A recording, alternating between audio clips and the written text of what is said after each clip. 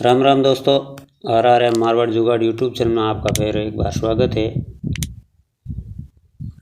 आप सभी भाई बहनों का बहुत बहुत हार्दिक स्वागत और अभिनंदन है। जिस तरह से आप प्यार दे रहे हैं उसी तरह से प्यार बनाए रखें। तो आज मैं आपको एक बहुत ही पौराणिक और ज्ञानवर्धक कहानी सुना रहा हूँ। तो कहानी को पूरा सुनिए, आपको सुनकर बहुत मज़ा आएगा और पुराने समय की बात है। तो कहानी को से इस प्रकार है कि मिथिलावती नाम की एक नगरी थी, उसमें गुणदीप नाम का राजा राज करता था। उसकी सेवा करने के लिए दूर देश से एक राजकुमार आया और वह बराबर कोशिश करता रहा, लेकिन राजा से उसकी भेंट ना हुई।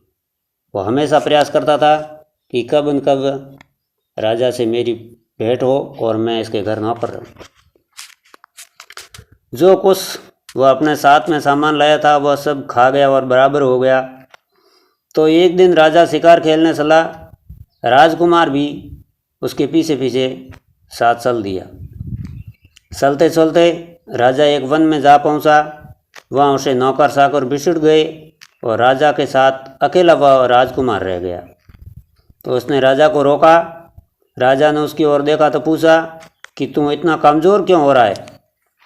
तो उसने कहा कि इसमें मेरे कर्म का दोष है। मैं जिस राजा के पास रहता हूँ वह हजारों को पालता है, पर उसकी निगाह मेरी ओर नहीं जाती।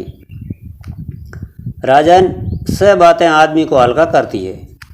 खोटे नर की प्रीत, बिना कारण हंसी, स्त्री से विवाद, असजन स्वामी की सेवा और गधे की सवारी और बिना संस्कृत की भाषा।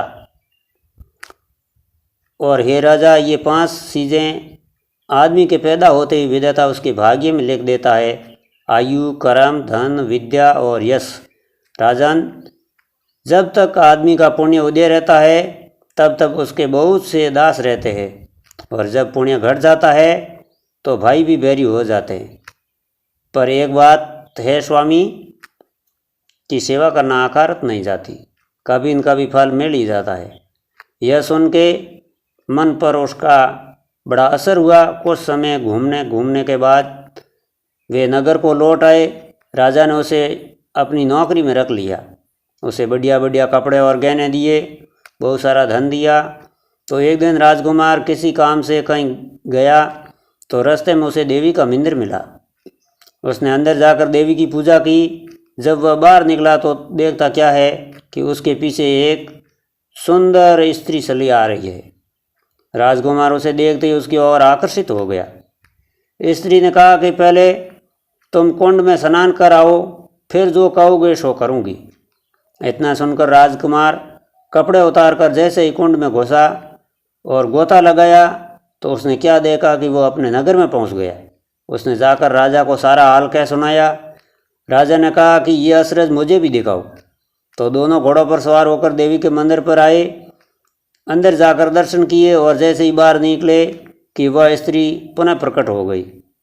राजा को देखते ही बोली कि महाराज, मैं आपके रूप पर मुग्ध हूँ, आप जो कहेंगे वही करूँगी।